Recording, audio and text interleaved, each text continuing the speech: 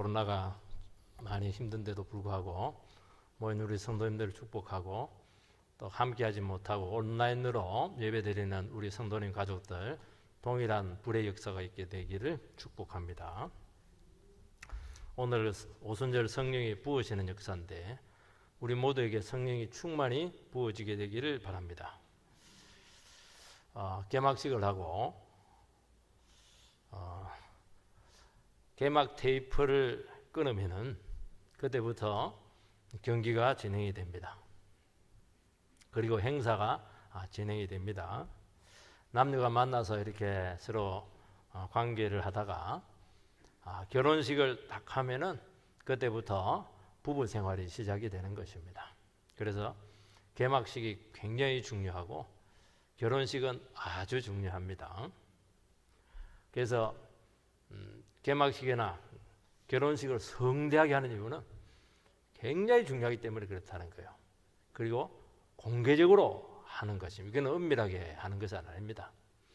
예수님이 오실 때는 은밀하게 오셨지만은 성령이 오실 때는 완전히 공개적으로 완전 센세이션을 일으킬 정도로 아주 엄청난 사건과 동반되어서 왔다는 것을 알 수가 있습니다.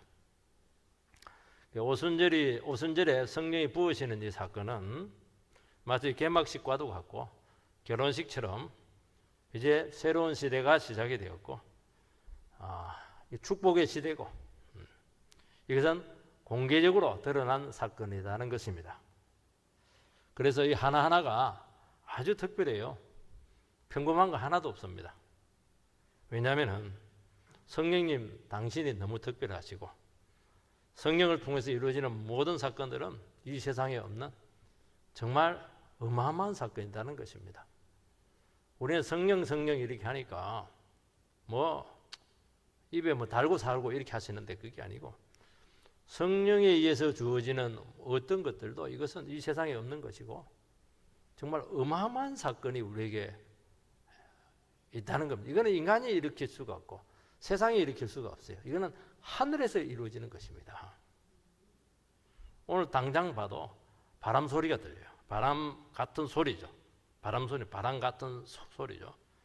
불의 역사가 일어나고 있어요. 성령 충만의 역사가 일어나고 있고 방언이 일어나고 있고 이 모든 것들은 이 땅에서 없었던 지금까지 없었던 초자연적인 역사였다는 것입니다. 우리는 자연적인 세계 가운데 살아가는데 그러니까 그렇게 살아가는 거예요. 성령이 부어지고 초자연적인 역사가 일어나게 되면 우리는 초자연적인 삶을 살아갈 수가 있다는 겁니다. 그러니까 삶이 완전히 달라지는 것이지 않겠습니까? 이제부터 공식적으로 새로운 시대가 시작이 되었고 성령의 시대가 시작이 되었다. 지금까지 댐을 가둬놨는데 이제 댐이 터졌다는 거예요. 어마어마한 그냥 역사가 흘러 넘치게 되었다는 것이고 이제 성령님께서 누구든지 사로잡아서 성령의 은혜를 받기만 하고 부어지기만 하면은 이거는 인간의 일이 아니고 하나님의 일이 그때부터 폭발적으로 일어나게 되었다는 것을 이야기하는 것입니다. 첫 번째는 성령이 임한 무리가 어디였냐 하는 것입니다. 1절을 읽어보면은 오순절 날이 이미 이름에 그들이 다 같이 한 곳에 모였더니 성령님께서는 아무데나 임하지 않습니다. 왕궁에도 임하지 않고 카이스트 같은 과학실에도 임하지 않고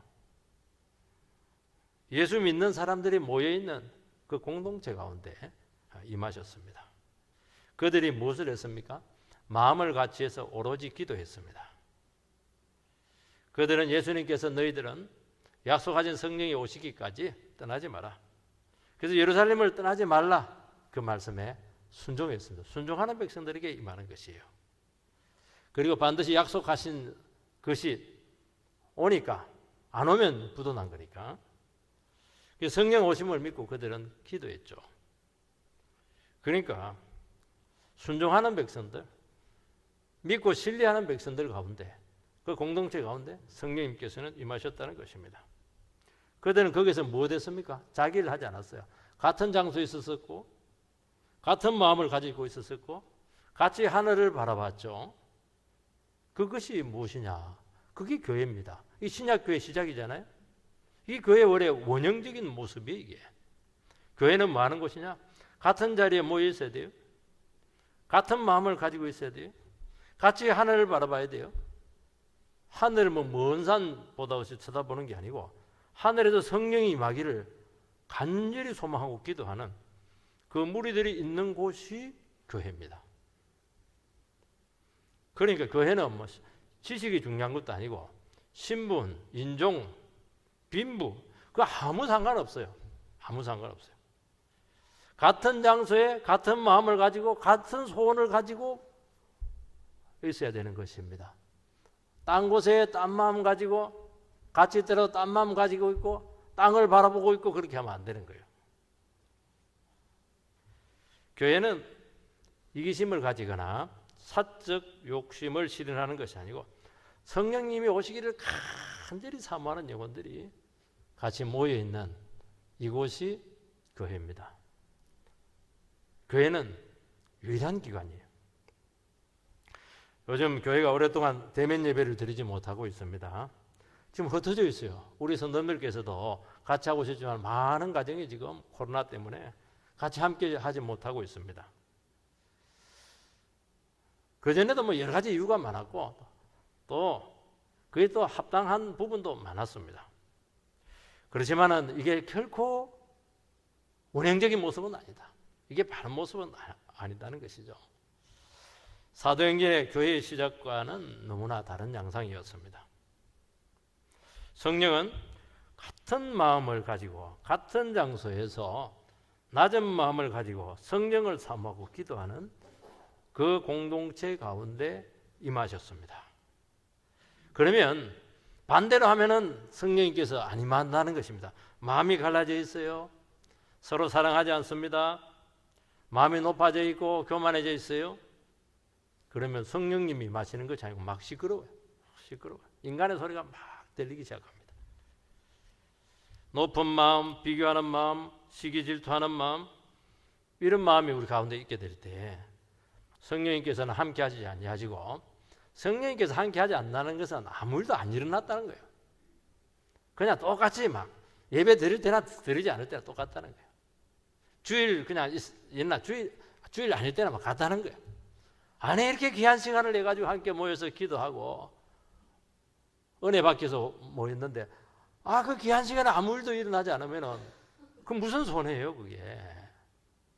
돌이 힘이 빠지면 어떻게 되겠어요?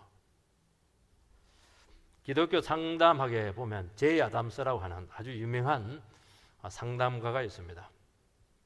이분에게 실패한 선교사님께서 찾아오셨어요. 이제 진단을 받기 위해서 찾아온 겁니다. 왜 내가 선교에 실패했습니까? 원인을 분석하는데 선교 준비를 보니까 너무 잘 돼 있어요. 너무 공부도 많이 했고 그리고 뭐 언어라든지 이런 부분이 철저했었어요. 문화적인 이해를 했느냐? 원주민들에 대한 이해도 아주 철저했어요. 그러면 후원을 잘 받고 후원을 받고 있느냐? 기도 후원, 물질 후원을 받고 있느냐? 완벽했어요. 그때 제이 아담스 기독교 상담가가 묻습니다. 두 분의 관계는 어떠십니까? 그 질문을 합니다. 근데 그때 말을 못하는 거예요. 둘 다 말을 못해요. 그들은 서로 사랑하지 않았습니다. 그때 남편이 뭐라고 하냐니까 한 번도 진심으로는 사랑하지 않았습니다. 사랑하려고 애는 썼습니다. 그런데 사랑하기가 참 어렵다는 것을 알았습니다. 그런데 아내도 똑같다는 거예요. 이게.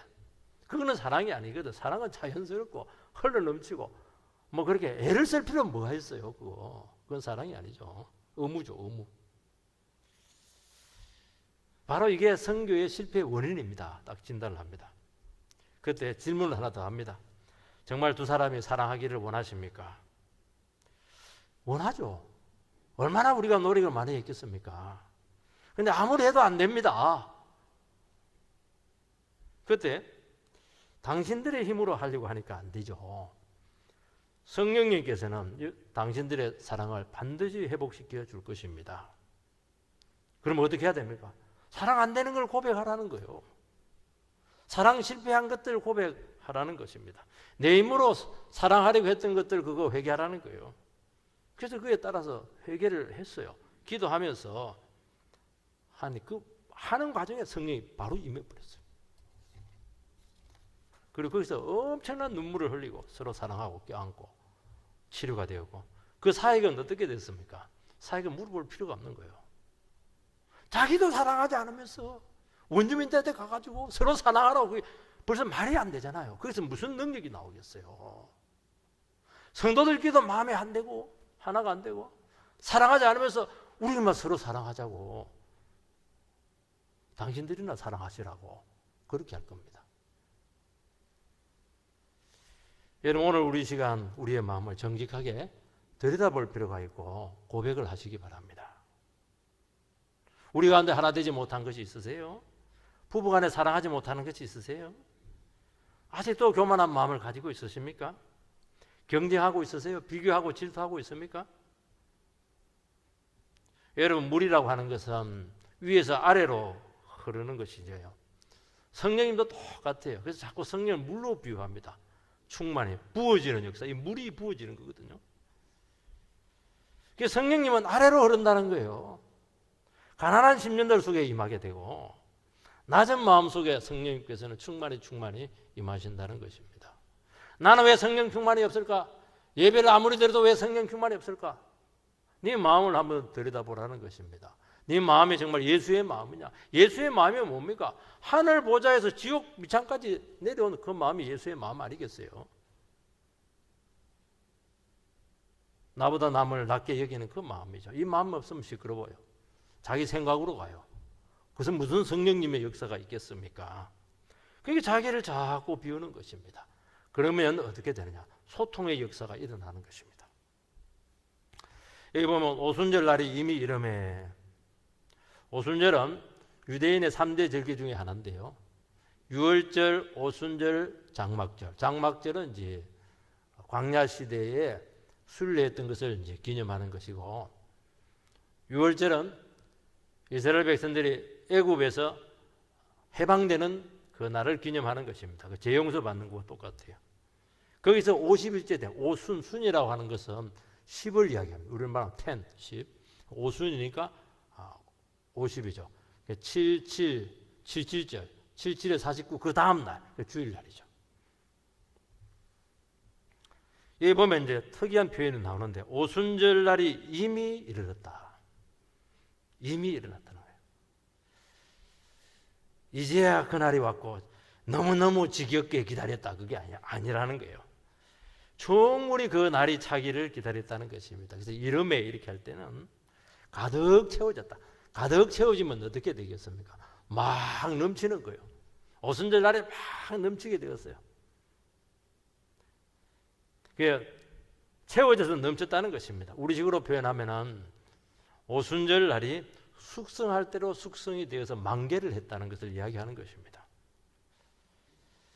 여러분, 오순절이라고 하는 것은 시간의 흐름에 의해서 이런 것이 아니고 하나님의 섭리 속에서 충분히 숙성이 되었고 만기가 되어서 충분한 기다림 속에서 모든 것이 완벽하게 구비가 되어서 그렇게 해서 맞이하게 된 것이지 준비 없이 되지 않았다는 거예요. 충분히 기도했고 하나님께서 충분히 모든 일을 하셨다는 거예요. 그러니까 시간의 흐름에 의해서 이런 것이 아니고 하나님의 섭리 속에서 맞이하게 되었다는 것입니다. 예수님께서는 십자가 달리시고 부활하시고 40일 제자들과 함께 부활하신 몸으로 교제하시고 성천하시고 나서, 그리고 나서 열흘 동안 더 기도하게 하신 후에 오순절 날이 왔다는 것입니다. 얼마나 많은 사건이 있었습니까? 여러분들이 할 수 있는 것은 아무것도 없었어요. 딱 뒤에 기도하는 거 그거 하나밖에 없었어요. 한치의 오차도 없이 하나님의 때, 하나님의 방식으로, 하나님의 섭리로 오순절이 임하게 되었다는 것을 말씀하고 있는 것입니다. 하나님께서는 정확한 때, 정확한 섭리로 충분히 준비가 되어서 완벽하게 구비가 되어서 우리를 하여금 함께 일하게 하신다는 것입니다. 일찍 오지도 않았어요. 늦게 오지도 않았어요. 준비가 되지 않은 것도 아니에요. 충분히 무르익었을 때, 그때 하나님께서는 때가 되었고 성령을 부어주셨다는 것입니다. 무리들은 그때를 예배하고 기도하며 믿음으로 기다렸습니다. 급한 사람들, 왜 안 오는 거야? 왜 안 오는 거야? 그 무리 속에서 다른 데로 가버리면 아이고 기다려도 안 되네. 그러면 이제 성령은 못 받는 거예요. 우리가 예배드리고 기도하며 하나님 말씀을 가까이 하면 우리는 하나님의 때를 알 수가 있어요. 하나님의 뜻을 분별할 수가 있습니다. 우리는 기도하면서 하나님의 섭리를 믿기 때문에 기다리는 거예요. 무작정 기다리는 게 아닙니다. 하나님께 해주셔야 된다는 것을, 부어주셔야 된다는 것을 알기 때문에 아무것도 안 하고 주여 부어주시옵소서.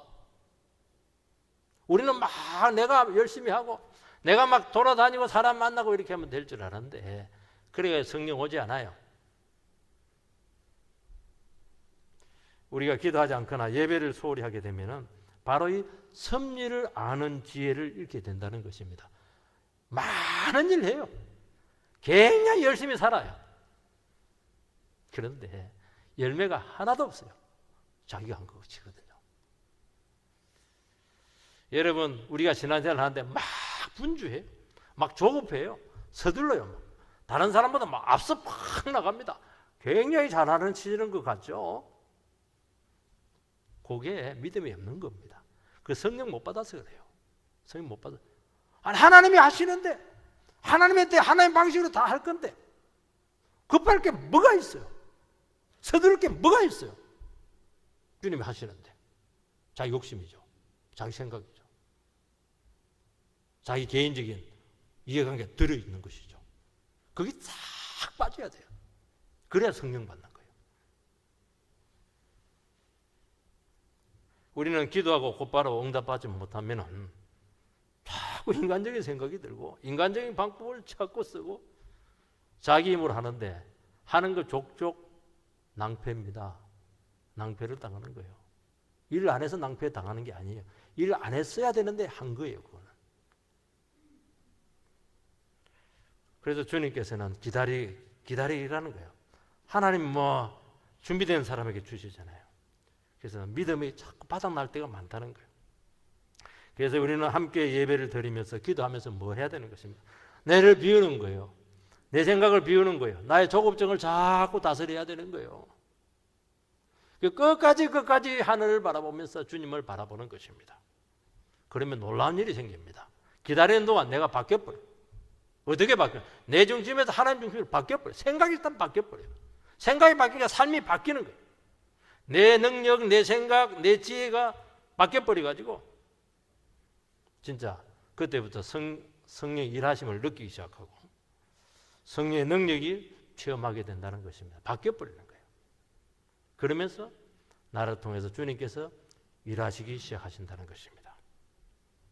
두 번째는 오순절 성령은 바람과 불의 역사로 임하게 되었다는 것입니다. 2절 말씀, 호련히 하늘로부터 급하고 강한 바람 같은 소리가 있어 그들이 안전 온 집에 가득하며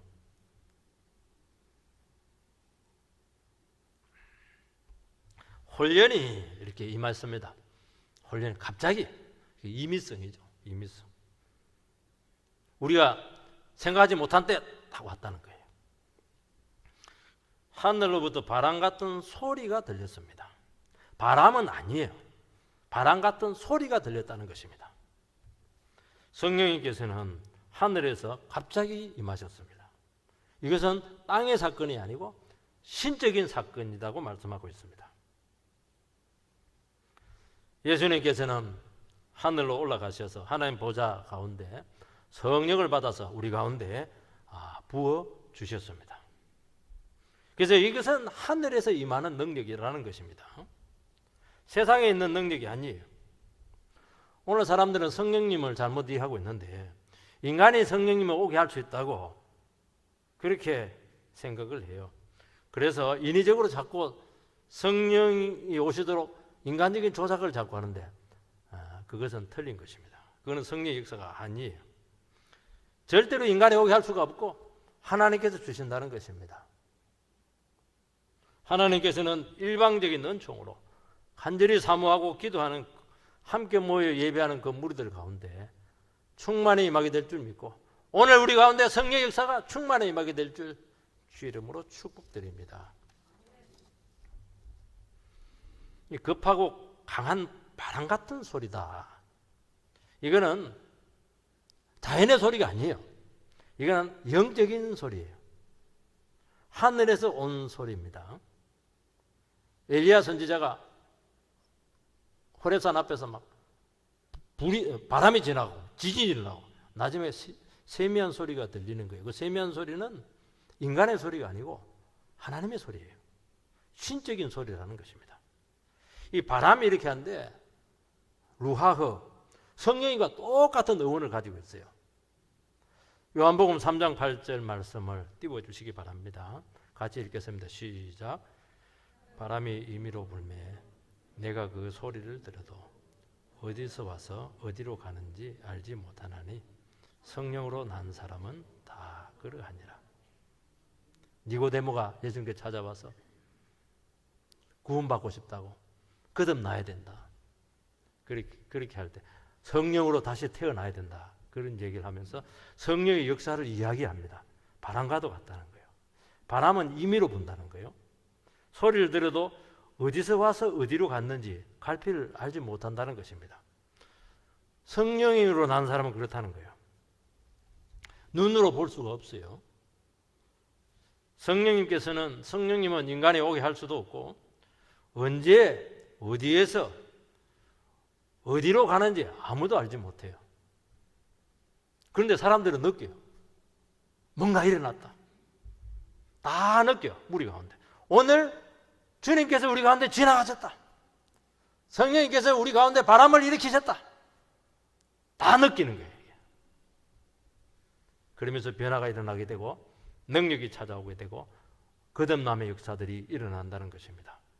급하고 강한 바람이에요. 산들 바람이 아니에요. 느릿느릿한 바람이 아니에요. 급하고 강한 바람, 샹 하고 그냥 지나가면은 많은 변화들이 순식간에 일어난다는 것입니다. 엄청난 에너지가 일어나게 되고 동반하게 되고 그러면서 불가능한 변화들이 막 역사하기 시작하는데 인간이 할 수 없는 모든 일들이 거기서 싹 해결되는 것입니다. 죽은 영혼이 살아나게 되고 심령이 뜨거워지게 되고 낙심한 영혼들이 자신감을 찾게 되고 그러면서 새로운 것이 막 만들어지기 시작하는 거예요. 교회는 누가 만드는 것입니까? 교회는 인간이 목사가 만드는 것입니까? 아니에요. 절대로 못 만들어요. 인간이 소원을 되면 될수록 깨질 거예요. 누가 만듭니까? 성령님께서 한 사람 한 사람들 만들어가요. 그리고 하나가 되게 하는 거예요. 누가 하는 거예요? 주님께서는 부활하신 후 제자들에게 세워놓고는 이렇게 숨을 몰아 불어 넣으시면서 성령을 받으라 그렇게 말씀하셨어요. 너무 리얼하잖아요. 성령님은 어떻게 받느냐? 성령님은 예수님의 호흡이에요. 숨결이에요.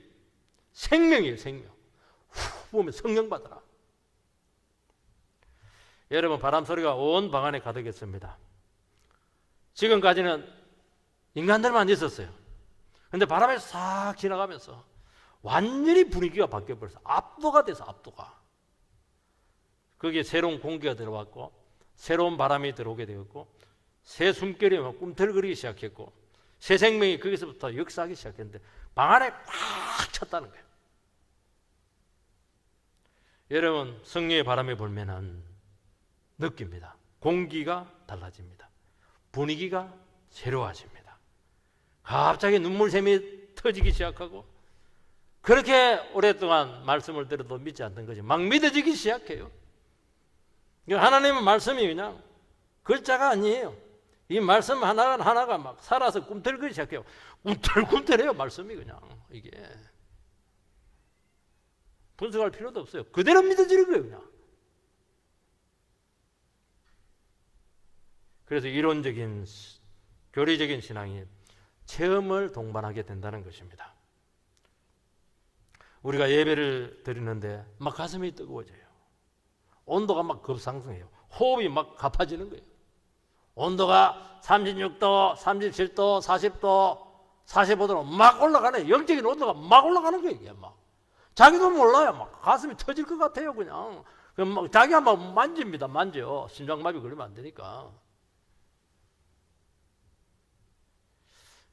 이것이 온라인 예배로 과연 되겠는가?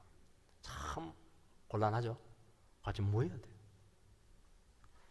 영에 민감해지게 된다는 것입니다. 그러면서 영이 교통하기 시작하고 그때는 사람들이 말하지 않아도 눈빛만으로도 영이 흐르게 되고 마음이 교통하게 되고 그렇게 되는 거예요. 소통은 누가 하느냐? 성령님께서 소통하는 거예요.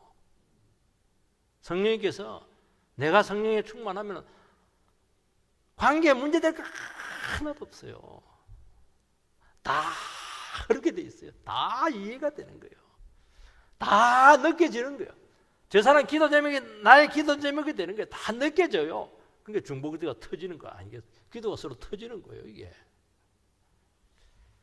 3절 마치 불의 혀같이 갈라지는 것들이 그들에게 보여 각 사람 위에 하나씩 임하여 있더니 이 가시적으로 성령이 임했는데 불의 역사로 거룩한 불로 임하셨습니다. 불꽃은 밑에서부터 이렇게 올라가요. 그러면서 확 위로 이렇게 갈라지는데 혀처럼 이 성령의 불은 위에서 내려옵니다. 내려와 아래로 이렇게 갈라지는 것이니까 이것은 자연적인 현상이 아니고 신적인 현상이에요. 신적인 불이 임했다는 것입니다. 각 사람에게 막 임하는데도 집단적으로 부어지게 된 것입니다. 개별성이 있고 집단성이 있는 거예요. 집단성이 훨씬 강력해요. 개인적으로 받을 수가 있어요. 모여서 부어질 때 그것은 상상을 불허한다는 거예요. 인간이 범죄한 후에 성령님께서는 떠나게 되었습니다. 창세기 5장 3절 말씀을 띄워주시기 바랍니다. 같이 읽겠습니다. 시작.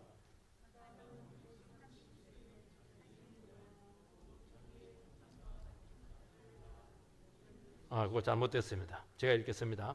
여호와께서 이르시되 나의 영혼이 사람과 함께하지 아니하리니 이는 그들이 육체가 됩니다. 노아 홍수 전에 사람들이 막 육체가 되었어요. 예수 믿는 사람이나 안 믿는 사람들이나 전부 다 시집가고 장가가고 막 그냥 내 비림들이 와가지고 막 하고 전부 다 육체가 되었어요. 영적인 사람이 하나도 없다는 거예요. 그래서 하나님께서는 그 선포를 합니다. 나의 영이 영원히 사람과 함께 하지 아니하리라. 그들이 육체였기 때문이죠. 육체는 임하잖아요. 여러분 구약에서 성령님께서는 일정 지역 특정 사람에게 일시적으로 몸 안으로 들어오는 것은 아니고 머리 위에 임합니다. 사명 끝나면 떠나버려요. 그래서 구약에서 성령을 경험한 사람들은 성령님께서 오시는 것하고 떠나는 것을 확연히 느꼈어요. 다윗은 늘 성령 충만이 계속 구약 사람인데도 불구하고 굉장히 그 성령 충만이 많이 일어났던 그런 사람이었어요. 근데 바세바 범죄하고 나서 성령이 떠나버렸어요. 회개하고 나서 무슨 얘기를 하냐니까 성신이 나에게 떠나지 말게 하여 주옵소서 그 기도를 하는 거예요. 왜냐하면 이거 떠나니까 완전 지옥이야 이게. 여러분 성령님의 역사가 부분적으로 일시적으로 임했습니다. 그러나 오순절의 성령은 각자에게 부어지게 되고 우리 몸 안에 들어오시고 내주하시고 같이 살아가신다는 것입니다.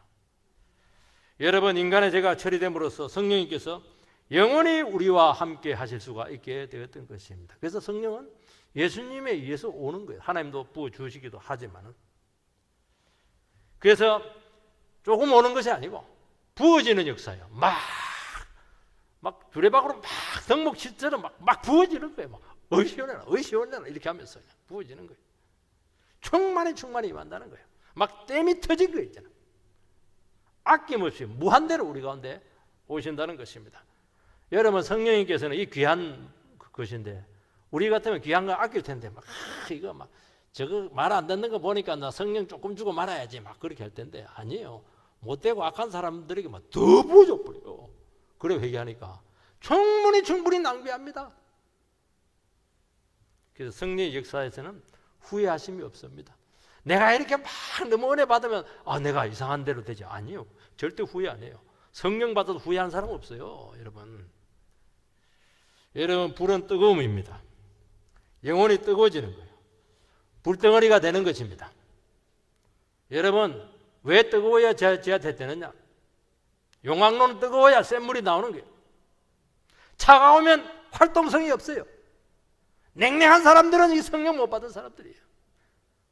불평이나고 그렇게 할 거 아니겠어요. 다른 사람 하는 거 못하게 하고 태클이나 그러고 그렇게 할 가능성이 참 많거든요. 성령님께서는 굳은 심령을 풀어서 막 움직이게 하는 거예요.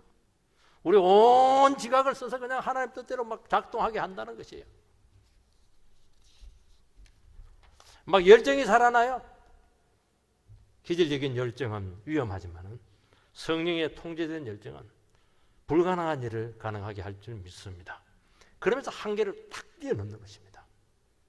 한계를 넘어서야 여러분의 삶이 넓혀질 거 아니에요. 지평이 넓어질 거 아니에요. 기도가 넓어질 거 아니에요. 그래서 예수님께서는 뭐라고 했습니까? 정인이 되려면 성령 받아서 성령의 권능을 받아야 된다. 그래서 예루살렘과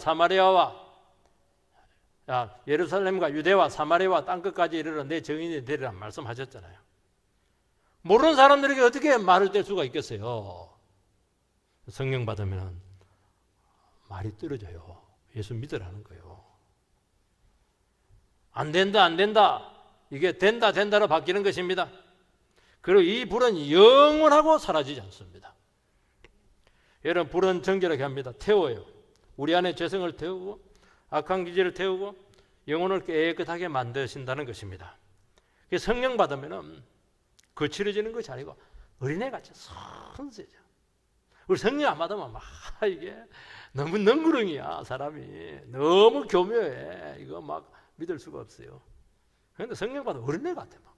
막 70인데 막 어린애 같아. 말하는 게, 이야기하는 게 막 소녀 같아. 소녀 같아. 얼마나 순수한지. 경계심을 싹 풀게 만드는 거예요. 재성을 치료하게 되고 새 사람 되게 한다는 것입니다. 여러분, 인간에게 있어서 가장 위대한 것은 뭐냐? 내가 변할 수 있다는 거예요. 80에도 변할 수 있다는 거예요. 여러분, 나에게 한 번 인생이 더 주어지게 되면 나는 다시는 이렇게 살지 않겠다. 거짓말이에요. 다시 주어져봐도 똑같이 살아요. 성령 받으면 이제 새롭게 살 수가 있어요. 새 인생이 시작되는 거예요. 이것처럼 우리에게 주신 축복이 어디 있어요? 그동안 여러분 헛사는 것만 해도 억울하잖아요. 성령 받고 정말 새로운 인생 되기를 주의 이름으로 축복합니다. 오순절 성령은 바람과 불로 임했습니다. 바람과 불을 합치면 뭐예요? 불바람이에요. 불바람. 여러분, 봄에 그냥 산불 날 때 보세요. 불씨가 그냥 바람을 타면 막 나무 위를 막 건너뛰어버려요. 저는 여기 옆에 나무가 있는데요. 불 나면 이게 우리 저쪽으로 튈 텐데 걱정이 말이에요. 나무 빨리 베야 되겠더라고요. 무서워요. 산불 같은 폭발성을 가진다는 것입니다. 삽시간에 모든 것을 변화시키고 압도하는 능력으로 뒤덮습니다. 120명이 그때 성령 받았잖아요. 3,000명이 성령 받았잖아요. 5,000명이 성령 받았잖아요. 나라로, 이방 나라로 퍼져갔잖아요. 세계로 퍼져갔잖아요. 여기까지 왔잖아요. 그 능력이 어디서 왔어요? 불의 역사로 왔다는 거예요. 불의 역사로. 여러분, 성령이 부어지게 되면 부흥이 갑자기 일어나게 되고 수십 년간 정체된 문제들이 한순간에 해결되고 그렇게 고립되었던 미움의 감정들이 거기서 막 녹여내버려요. 용광로처럼 확 녹여내버려요. 평생 애무이고 믿지 않는 사람이 갑자기 교회에 나온다고 하고 말이지. 또 나와요. 세례받고 변화되어서 또 영혼 구원하러 간다고 막 늦바람이 무섭다고요. 굉장해요. 우리가 성령을 의지하면 하나님께서 무슨 일을 하실지 아무도 장담 못하는 거예요. 그러니까 소망이 생기는 거잖아요. 성령 받은 사람은 하나님이 저 사람을 통해서 무슨 일을 하려고 저러시는가 막 두근두근해요. 두근두근. 여러분, 성령을 제한하지 마시기 바랍니다. 성령님이 오시는 것은 다른 인격이기 때문에 우리 본성하고 맞지 않아요. 우리는 막 욕하고 비비고 게으름 피고 이렇게 하는데 그게 자꾸 어색한 거예요. 그게 자꾸 불의 역사를 끌려고 그래요. 인정하지 않아요. 하더라도 최선을 시키는 거예요. 하지 마세요. 성령이 임할 때 적극적으로 불바람을 타시기 바랍니다. 도서는 언제 올립니까? 바람이 불 때 도서를 올려야죠. 나에게 은혜가 임할 때 그때 그냥 말 확 열어버려가지고 그냥 마음껏 마음을 역사하게 해달라고 막 기도가 막 터져야 되는 것입니다. 세 번째는 성령 충만함을 받게 되었다는 거예요. 4절, 그들이 다 성령의 충만함을 받고 성령이 말하게 하심을 따라서 다른 언어들로 말하기를 시작하니라. 5순절, 성령은 성령 충만의 역사로 나타났습니다. 성령 충만이라고 하는 것은 성령이 우리 안에 가득 차서 흘러 넘친다는 것입니다. 여러분, 솜이나 스펀지에 이렇게 그 물이 머금게 되면은 이걸 확 짜면은 상당히 많은 물이 나와요. 흥건히 젖었다는 것을 이야기하는 것입니다. 성령님께서는 물질이 아니시고 인격이십니다. 충만하다고 하는 것은 우리의 전인격과 삶이 성령의 통제와 지배를 받는 그 상태를 이야기하는 것입니다. 내 삶 속에, 내 몸 속에, 내 머릿 속에 성령님께서 임하십니다. 하나님을 경험하게 된다는 것입니다. 성령님께서 나의 전인격을 사로잡고 지배하고 끌고 간다는 것입니다. 내 생각을 몰아내요. 주님의 생각을 집어넣습니다. 내 판단을 버리게 합니다. 주님의 판단을 집어넣습니다. 나의 말이 아니에요. 주님의 말을 하게 합니다. 내 생각이 아니에요. 주님의 생각을 하게 한다는 거예요. 주님이 모든 것이 되신다는 것입니다. 그리고 나를 온전히 통제하고 언어를 지배하고 성령이 시키시고 이끄는 대로 우리를 순종하고 따르게 하신다는 것입니다. 성령 충만을 받았다고 하는데 무질 사신 분들이 계세요. 막 날뛰기도 하고 통제도 안 받고 나 성령 충만 받았으니까 뭐 질서도 안 지키고 막 이렇게 하는데 그것은 성령 충만이 아니고 성령 안 충만입니다. 불을 잘못 받았어요. 이상한 데 가서 불 받은 거예요. 성령을 받았다 하는데 딴소리하고 이상한 행동하는 것은 그것은 거짓이죠. 어떤 분은 차분하게 말을 하는데 들릴까 말까 그런 소리를 하는데 듣고 있으면 자기 말이 아니에요. 성령님께서 말하고 있는 성령의 소리가 들리는 거예요. 그래서 성령의 말하게 하심을 따라서 말했다는 거예요. 성질대로 나온 대로 말하지 않았어요. 여러분, 우리도 한 번씩 그래요. 사람들 만날 때 저 인간에게 이번에 요 얘기를 해가지고 뜯어 고쳐야지. 근데 막 성령께서 임하는 거예요. 그 얘기 하나도 안 해요. 은혜스러운 말들, 살리는 말들, 축복스러운 말들 하고 와요. 나는 그런 마음이 아니었는데 성령께서 내 혀를 관건적으로 그냥 사로잡아가지고 내가 원치 않은 축복의 말을 한 거예요. 그게 성령께서 했다는 거예요. 이게. 그래서 성령 충만하면 죄와 미움과 의심은 사라지고 기쁨과 감동과 사랑으로 넘치게 될 줄 믿습니다. 그래서 우리가 성령님의 인격이 우리에게 확 지배를 하게 되면 성령님에서 굉장히 민감해지게 된다는 거예요. 그 생각과 행동과 성령의 지시에 예민하게 반응한다는 것입니다. 그래서 내 능력이 아니고 내 영광이 아니고 주의 영광을 위해서 일하게 된다는 것입니다. 선한 일을 지속적으로 할 수가 있어요. 분별력이 생기고 총명해지고 행동이 절대가 되면서 힘이 있습니다. 여러분, 우리가 힘이 없는 게 문제예요. 병이 왜 안 치료가 되지 않아요? 힘이 없어서 병이 안 치료되는 거예요. 왜 사역이 안 돼요? 힘이 없어서 그래요. 왜 사랑이 안 돼요? 힘이 없어서 그래요. 왜 용서가 안 돼요? 힘이 없어서 그래요. 뭐 좋은 걸 몰라서 못합니까? 힘이 없으니까 안 되니까 못하는 것이죠. 성령님께서는 지속적으로 힘을 주셔가지고 그걸 할 수 있는 능력을 주시겠다는 것입니다. 그래서 자연스러워요. 억지가 없어요. 성령 충만을 받으라. 따라하시기 바랍니다. 성령 충만을 받으라. 이것은 명령인 줄 믿습니다. 여러분, 성령이 임할 때 마음을 열고 전폭적으로 받아들이시기 바랍니다. 성령 충만하지 않으면 육적이고 세속적이 될 것입니다. 성령님은 굉장히 예민하세요. 델리케이트하세요. 여러분 연애 보셨죠? 한마디 눈빛에 따라서 그냥 태도가 확 바뀌잖아요. 굉장히 예민하세요. 성령이 임할 때 그 작은 소리에 그때 마음을 확 열어야 되는 거예요. 탁 닫으면 안 돼요. 그러면 끝이에요. 여러분, 성령의 지배를 벗어나가면 죄와 낙심에 빠지게 되는 것입니다. 그래서 우리는 성령의 역사가 지속적으로 일어날 수 있도록 노력을 해야 된다는 것입니다. 우리가 왜 예배에 나옵니까? 기도의 자리로 왜 나옵니까? 여기서 성령을 구하라는 거예요. 성령이 고갈되지 않게 해달라는 것입니다. 그래서 죄를 멀리하고 겸손하고 욕심 버리고 주님을 높이는 삶을 살아간다는 것입니다. 아, 목사님요, 옛날에는 막 예배 한번 드리니까 눈물이 쫙 흐르는데 신앙생활 뭐 5년 10년 하니까 막 아무리 해도 눈물이 안 흐르네요. 목사님 설교가 문제가 많네요. 물론 그럴 수도 있어요. 그렇지만 착각하고 있는 거예요. 여러분들이 그동안 용량이 커졌어요. 옛날에는 종객이라 가지고 찬송가 하나도 눈물이 쫙 나왔어요. 다른 사람 한마디 건면해도 막 그냥 회개가 터졌어요. 이제는 커져버려요. 그렇지 다라해가 되고 막 이거 드럼통이 돼가지고 거기에 물을 얼마나 많이 넣어야 되겠어요? 더 많이 넣어야 돼요. 더 기도가 세져야 돼요. 기도 시간이 길어져야 돼요. 예배가 더 헌신을 해야 되는 거예요. 그래야 눈물 한 방울이라도 나오는 거예요. 자기는 가만히 있으면서 용량이 커졌는데도 불구하고 그 얕은 물 갖고 되겠어요. 그래서 오늘 우리 시간, 기도의 시간, 은혜의 강도를 높이시기 바랍니다.